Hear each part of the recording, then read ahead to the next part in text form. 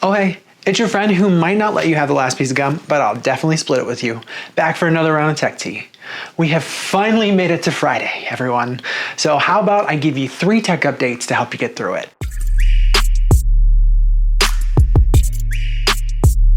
Do you like having your tush toasted on cooler mornings or snowy days while driving? What if I told you that at least some automakers were considering charging you a subscription in order to do so? And at least one automaker already did.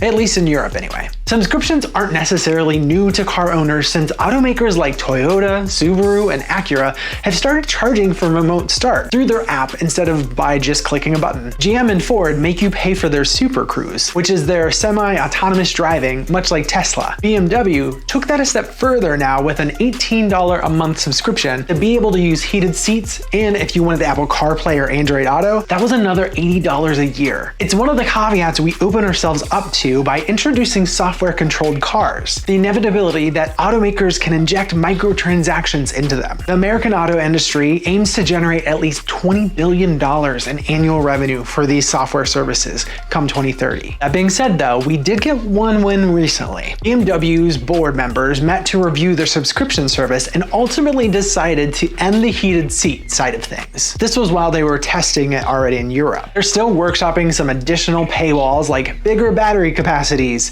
digital keys, and driving assist features. As a digital marketer, I'm excited by these possibilities, but as a consumer, I'm just really tired. If only all of that practice trying to make instant transmission actually worked.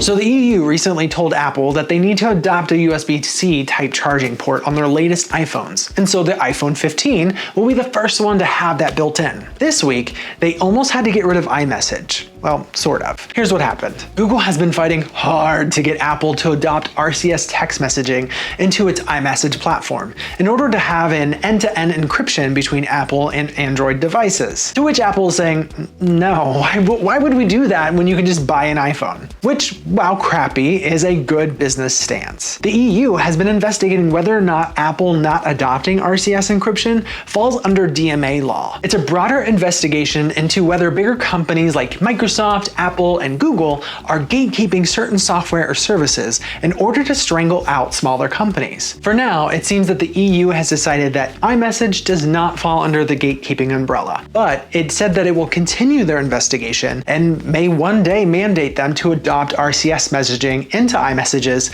potentially getting rid of the green and blue bubbles. For now though, users that want secure messaging across multiple devices can use things like WhatsApp in order to do so.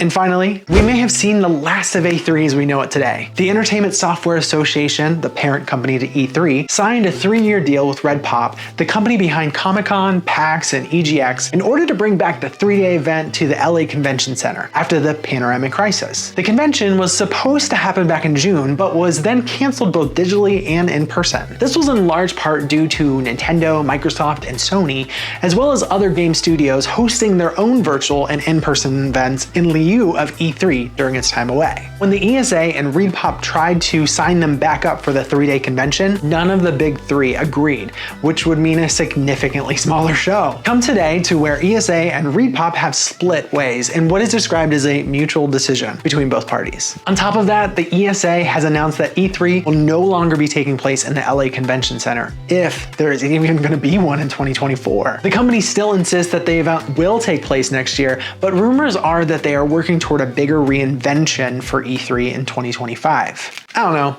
I'm still a little sad because all I wanted was to be cool enough to score a ticket to go to E3 growing up. But I think the gaming landscape has changed so much recently, it might not be advantageous to have one at all. What do you think? That's all I have for now. Make sure you like and subscribe to the channel, and I'll see you back here for some more tech tea.